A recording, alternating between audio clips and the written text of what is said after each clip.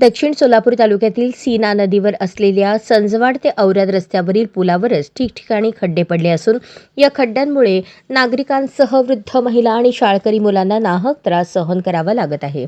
औराद ते संजवाड रस्त्यावर दररोज हजारो ओव्हरलोडिंग वाहने जात आहेत।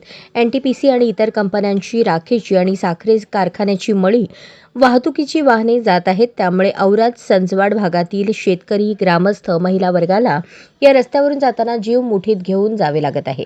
औराद ते संजवाड हा रस्ता अंदाजे 3 किलोमीटरचा असून सीना नदीवर असलेल्या पुलावर ठिकठिकाणी मोठे खड्डे पडले आहेत। त्यामुळे भविष्यात या ओव्हरलोडिंग वाहनांमुळे पुलाला सुद्धा धोका निर्माण होण्याची शक्यता आहे। अशाच नवनवीन अपडेटसाठी जनता राज्य न्यूज चॅनलला सबस्क्राईब करा, लाईक करा आणि शेअर करायला विसरू नका।